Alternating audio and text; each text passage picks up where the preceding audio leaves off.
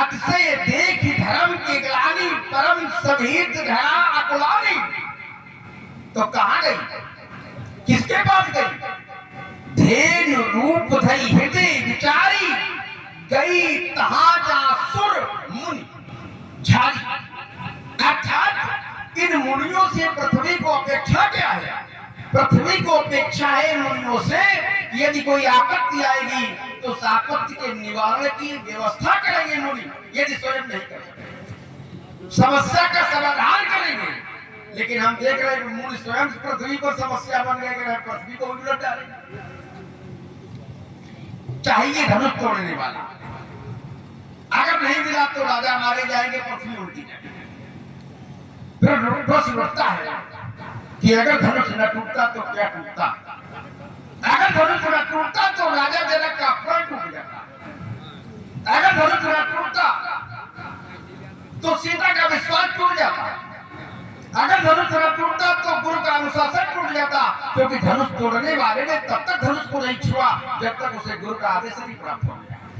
हमारी सनातन संस्कृति कहती है कि माता पिता गुरु प्रभु के वाणी विनय विचार करी सुख जान। तो यदि धनुष न टूटता तो राजा जनक का प्राण टूट जाता। धनुष न टूटता तो गुरु का अनुशासन टूट जाता। धनुष न टूटता तो सनातन संस्कृति का वो सिद्धांत टूट जाता। धनुष न टूटता तो सीता का विश्वास टूट जाता। धनुष न टूटता तो मासुएना की आशाएं टूट जाती। और अगर धनुष न टूटता तो समाज की अपेक्षा भी टूट जाती। लेकिन धनुष टूटा, धनुष टूटा तो साथ में टूटा क्या? धनुष टूटा तो साथ में टूटा सब कर संशय अज्ञान मंद महीपन कर अभिमानु।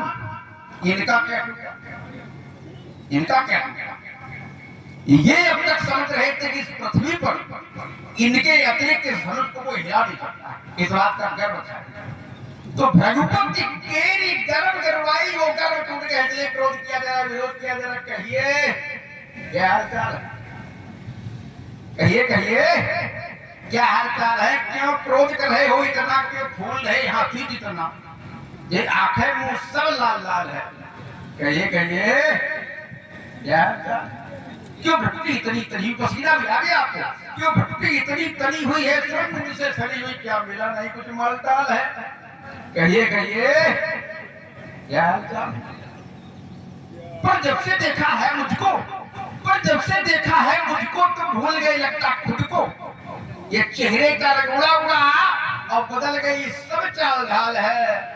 कहिए कहिए क्या हाल चाल है? क्या इधर उधर तुम ताक रहे हो? क्या उचक उचक के झांक रहे हो? क्या इधर उधर तुम ताक रहे हो? क्या उचक उचक के झांक रहे हो? कैसा बाबा गोलमाल है? कहिए कहिए क्या हाल चाल है?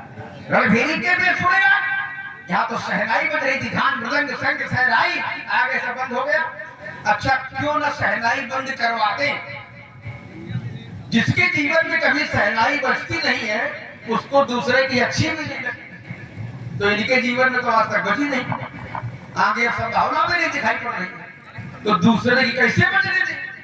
तो क्या बजा रहे? रणभेरी का बजा रहे। ये रणभेरी के बेस में राग, रणभेरी के बेस में राग क्यों सुना रहे हो? भाग भाग सहनाई की सुर लहरों में ये भक्ति बेत की ताल है। कहिए कहिए क्या हाल चाल है? कविदेव सुमित्रा का कुमार, कविदेव सुमित्रा का कुमार कर रहा भी नहीं बार बार।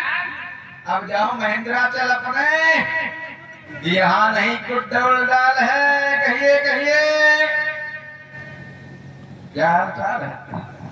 धनुष टूट गया, इसलिए क्रोध विरोध प्रतिरोध। इस एक धनुष तोड़ने वाले को आपने सहज भाव के संकोच का शब्द बना। बाबा जी छोटा सा काम भी था आपसे।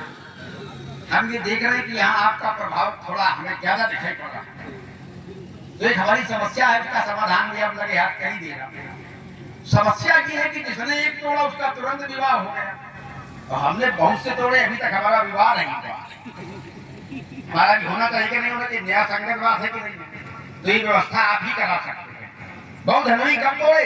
बहुत धनवी तोड़ी लड़काई पर कबहो न आश्रित तीन गोसाई।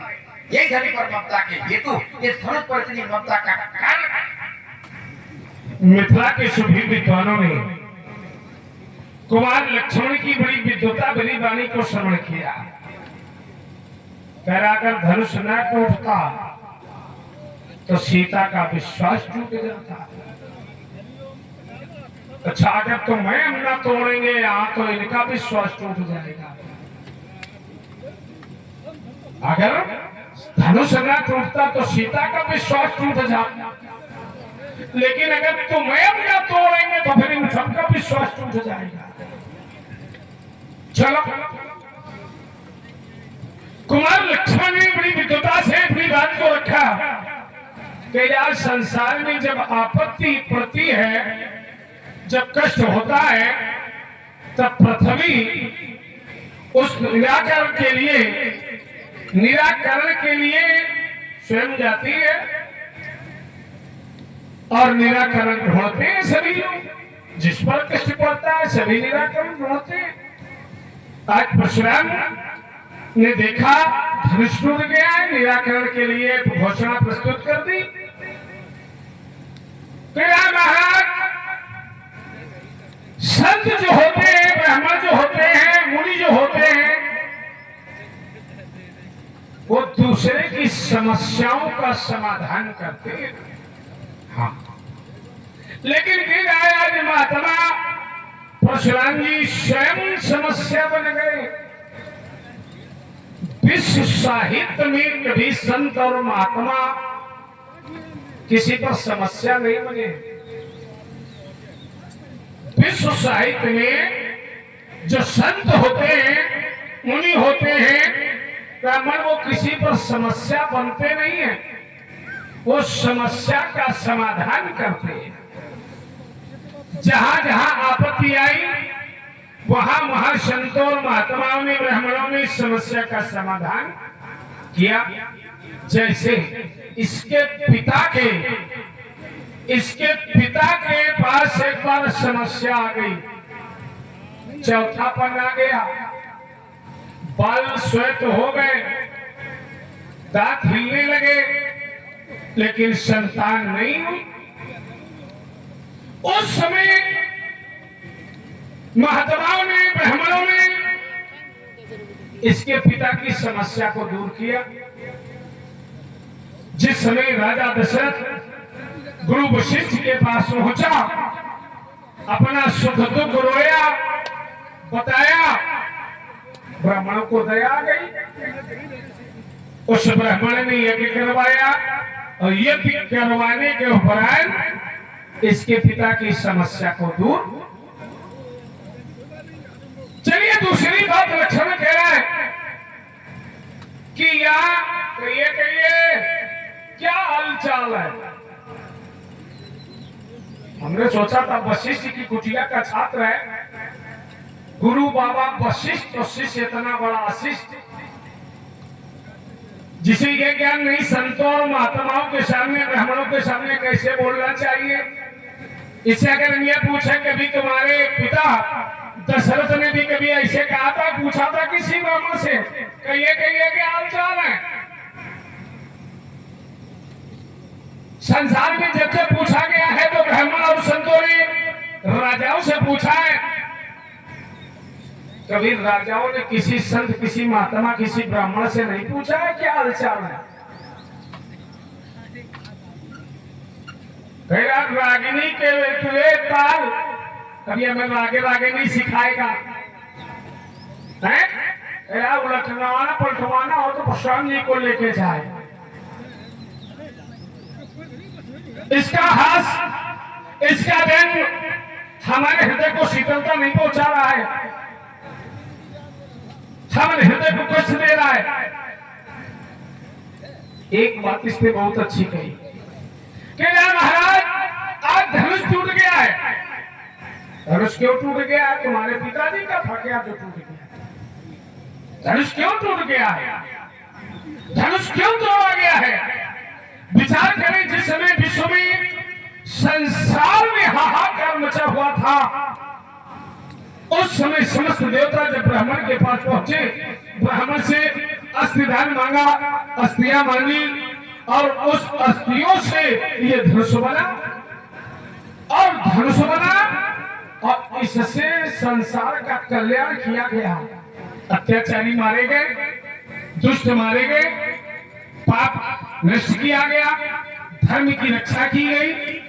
अब विचार यह करो कि ये धनुष टूट गया है, क्या अत्याचार समाप्त हो गया? अब अत्याचार नहीं होगा। क्या अत्याचार समाप्त हो गया है? और अगर अत्याचार समाप्त नहीं हुआ है तो अत्याचारी समाप्त नहीं हुए हैं। अब विचार यह करो कि अब अत्याचार होगा तो कैसे रोका जाएगा? तुम राजा के पुत्र हो और राजा के पुत्र हो, इसलिए केवल तुम्हें अपना हित नहीं सोचना चाहिए, अपना स्वार्थ नहीं सोचना चाहिए, क्योंकि संसार में जहां अपना स्वार्थ होता है और जहां स्वार्थ होता है वहां धर्म नहीं होता। जहां स्वार्थ है वहां धर्म नहीं है और जहां धर्म है वहां स्वार्थ। और तुम राजा होकर के, राजा के पुत्र होकर के अपना स्वार्थ देख रहे हो। अब विचार यह करो कि अगर तुम अपना स्वार्थ देखते रहे तो इस संसार का क्या होगा? शत्रु सीमा पर खड़ा है, शत्रु सीमा पर खड़ा है, उसे रोकने के लिए सैनिक उपस्थित है। अब विचार यह करो कि अगर उन सैनिकों से अस्त्र शस्त्र छीन तो क्या शत्रु पराजित किया जा सकता है? वो सैनिक मार दिए जाएंगे, क्योंकि बिना अस्त्रों और शस्त्रों के युद्ध नहीं होता। और जब अस्त्र शस्त्र नहीं रहेंगे तो सैनिक अकेले क्या करें? हम सभी गुलामी की जंजीरों में जकड़ जाएंगे। अत्याचारी, वो पापाचारी हमारे ऊपर शासन सत्ता करेंगे। क्या ये धर्म नहीं होगा।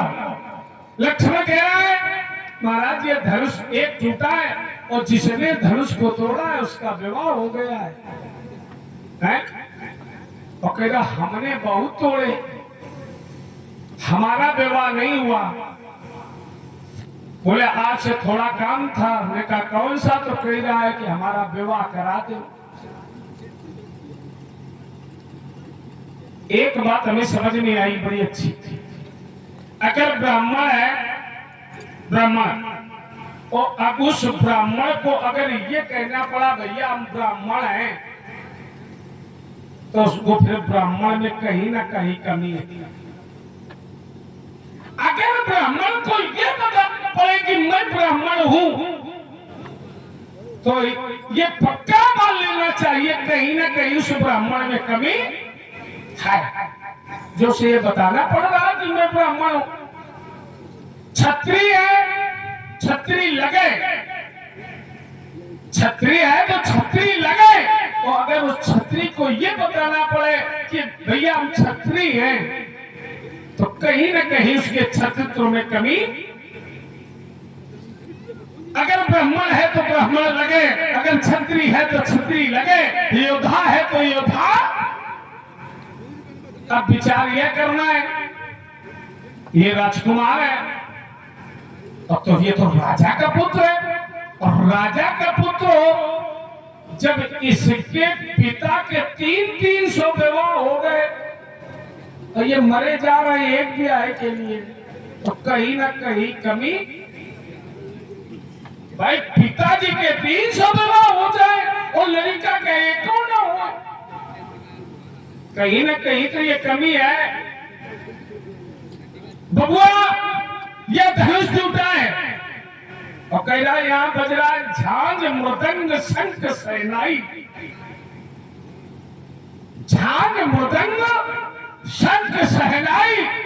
यहां एक महात्मा की हत्या हो गई है, एक महात्मा के प्राणों की हत्या हो गई है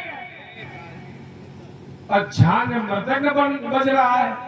हमारे समाज जब किसी की मृत्यु होती है तो केवल एक वाद्य बजना चाहिए, वो कौन सा?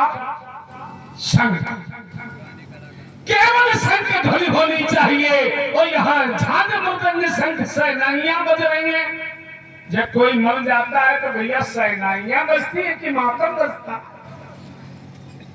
और इन्हें किसी की मृत्यु दिखाई नहीं दे रही, इन्हें केवल वियाह दिखाई दे रहा है।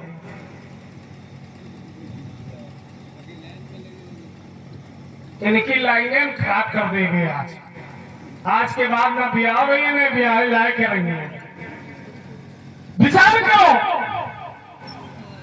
कि यहाँ एक संत की हत्या हो गई है और यहाँ मृदंग शंख सहनाइयां बज रही है। पहले धर्म ये कहता है कि उस महात्मा के शव को उठा करके गंगा जी तक पहुंचाना चाहिए। जल समाधि, थल समाधि, उदय समाधि देना चाहिए। और उसके बाद पुत्र ये होना चाहिए। क्या किसी की अगर किसी का शव रखा हो तो क्या वहां धर्म हो सकता है? क्या सहनाइयां बच सकती हैं? क्या विवाह हो सकते हैं? नहीं हो सकते। तो बबुआ यहाँ विचार ये करो कि यहाँ एक महात्मा का निधन हो गया है और इसीलिए तुम्हारा विवाह हो नहीं पा रहा है। लेकिन आज अगर विवाह यहाँ हुआ है तो विचार करो कि रहा बहुत धनी और तोरी लड़काई और कबो न असली स्किन गोसाई। हाँ बबुआ, आज अगर क्रोध है तो जब बहुत तोड़े गए तब भी क्रोध था। लेकिन कह रहा ऐसा क्रोध नहीं किया तो उत्तर में ये कहूंगा कि कभी ऐसे धनुष नहीं तोड़े गए। जिस समय तुमने बहुत धुनी तोड़ी, कभी सूर्य के घोड़ों ने अपना मार्ग नहीं छोड़ा। जिस समय तुमने बहुत धुनी तोड़ी तो किसी कन्या का विवाह संपन्न नहीं हुआ।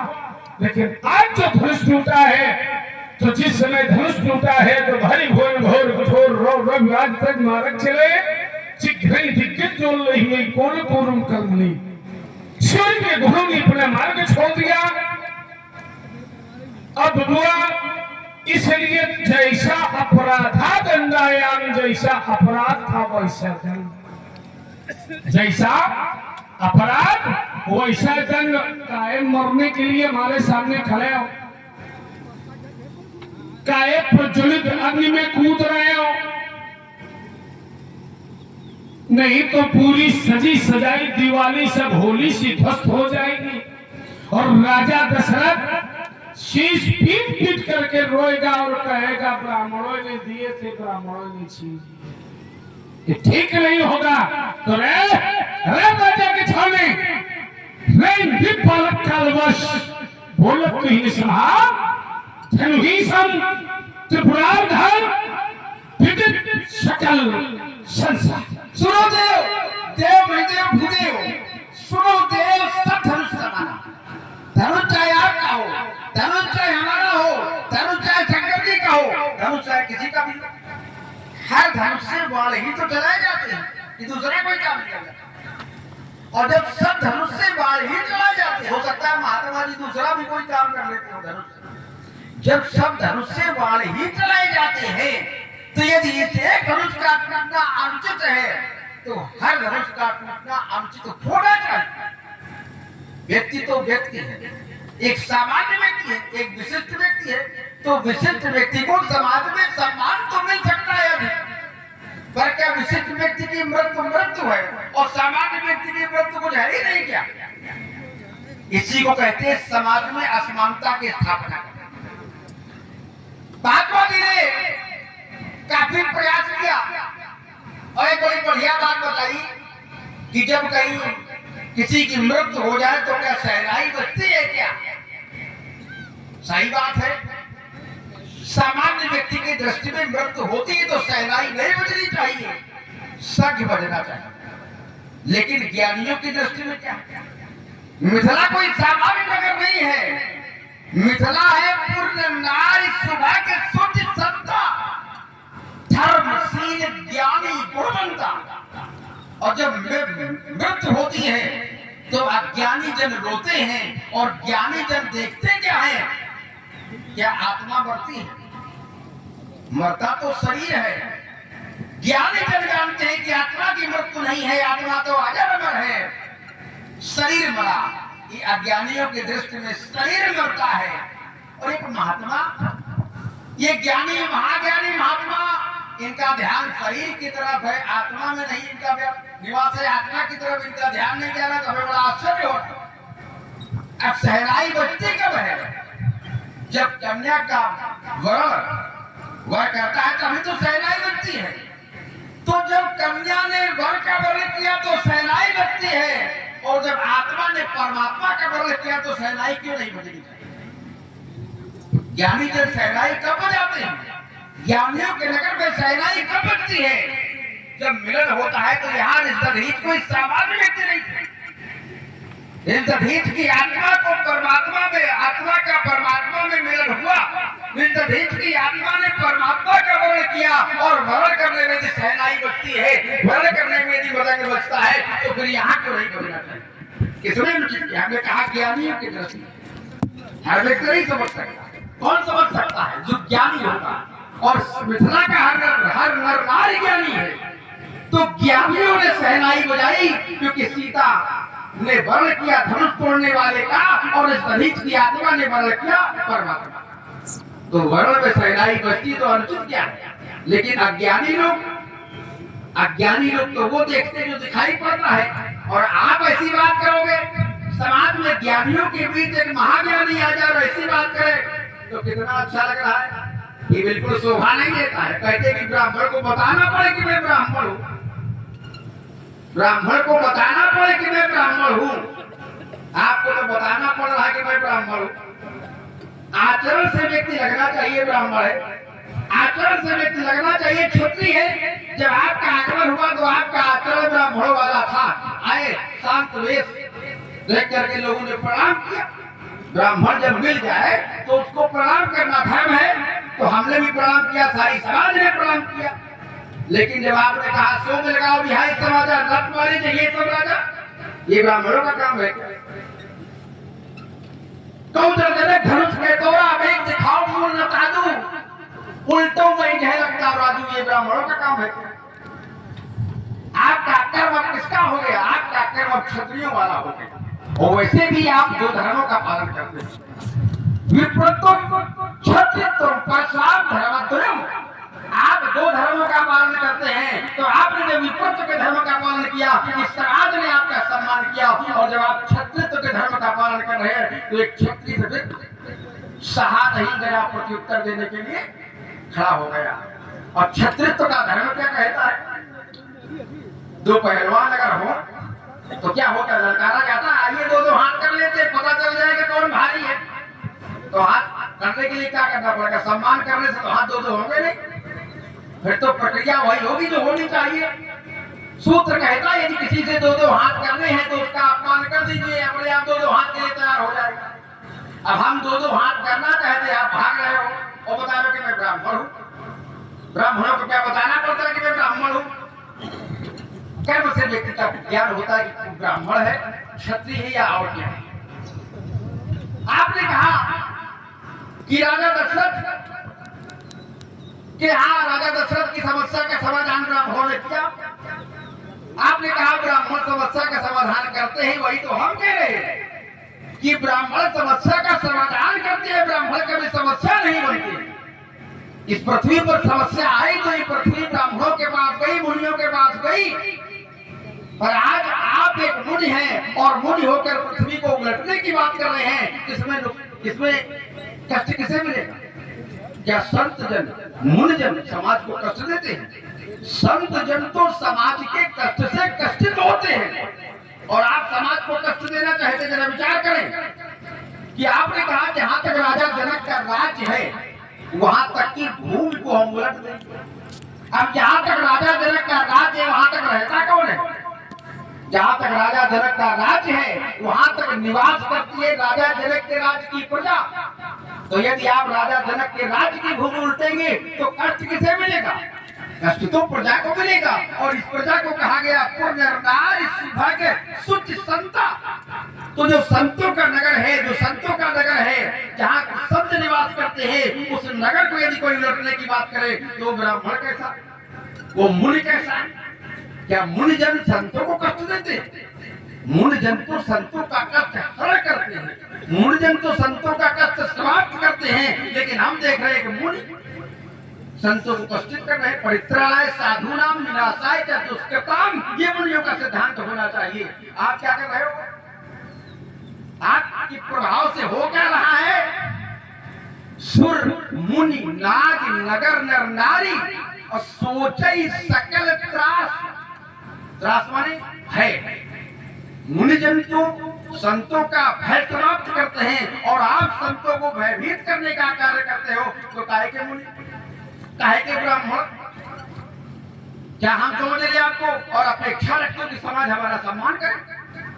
जो व्यक्ति कितना भी ऊंचाई कोई व्यक्ति प्राप्त कर ले अपने जीवन में, लेकिन ये जो समाज का अहित करना प्रारंभ कर देता है तो फिर समाज उसका सम्मान नहीं करता है और ना उसे करना चाहिए, कितना भी बड़ी उपलब्धियां उसके जीवन में क्यों ना हो। और आपने ऊंचाई तो प्राप्त की, जगदत्त जी के आप पुत्र हैं, भगवंशी है आप, समाज ने सम्मान किया, और आज आप इस समाज को कष्ट देने का काम कर रहे हैं और कह रहे हो कि हमारा सम्मान होना चाहिए। जिस कार्य की प्रशंसा आपके बाबा भृगु के पिता ब्रह्मा जी कर रहे हैं, ब्रह्मादिक सुर सिद्ध मुनीसा प्रभु प्रशंसई दे यशीसा, जिस कार्य की प्रशंसा ब्रह्मा जी कर रहे हैं उस कार्य के विरोध में आप खड़े हो और चाहते हो कि समाज हमारा सम्मान करे। क्यों समाज तुम्हारा सम्मान करे? क्यों हम तुम्हारा सम्मान करें? धनुष तोड़ने वाले को आप सहस्त्र बाहु की संकोच में लाकर खड़ा करते हो और हमसे सम्मान की अपेक्षा रखते हो। सहस्त्र बाहु आपके पिता की गाय का अपहरण करने वाला था, अभी तक आप धनुष तोड़ने वाले को नहीं जानते वो क्या है, कौन है? अगर जानने की इच्छा हो बताए कोई, पहले तो जानना चाहिए कि है कौन, क्या स्तर है उसका, क्या व्यक्तित्व है उसका। धनुष तोड़ने वाले के संदर्भ में कहा गया है विप्रथेनु सुर संत, तो एक जो गायों की सुरक्षा करता है और एक गाय का जो अपहरण करता है, क्या अपहरण करने वाले की क्षमता सुरक्षा करने वाले से कर दी जाएगी? धनुष तोड़ने वाला तो गायों का सुरक्षक है, ब्राह्मणों का रक्षक है, और आप कहते हो कि नहीं ब्राह्मण का सम्मान करना चाहिए, ब्राह्मण का अपमान तुम्हारे द्वारा किया जा रहा है। अब आपको हम और बता देंगे नई बात, पहली बार काम सुन रहे होंगे। जिस समय राजा जनक ने पृथ्वी का कर्षण किया, सुरलंगल मादाएं विचकर्ष महितलम, वृहद विष्णु पुराण अध्याय 18 श्लोक संख्या 151, 191, 192, 193, 194, 195। तो सुरलंगल माने सोने के हल से जब पृथ्वी का कर्षण किया यज्ञ के लिए भूमि शोधित की तो सीता की उत्पत्ति की। उसी समय आगमन किसका हुआ? उसी समय आगमन हुआ नारद जी का। और नारद जी ने क्या कहा? नारद जी ने राजा जनक से कहा यम पुत्री महाभागा कुलो द्योत करीति सीते नामना च विख्याता भविष्य जगत रे, भविष्य में ये सीता नाम से विख्यात होगी। इतना तो आपने सुना होगा। अब असली बात हम बता रहे हैं आगे। आगे नारद जी ने कहा इसके विवाह के लिए क्या करो, ये भी बताया इसका वर किस प्रकार का होगा, और ये बताया क्या बताया, एतदर्थम इसके लिए क्या करो, एतदर्थम भवति कर्तव्यम यत्नतुकम, एक यत्न करो। क्या यत्न करो? स्वयंवरे प्रकर्तव्यम धनुर्स्थापनम परम।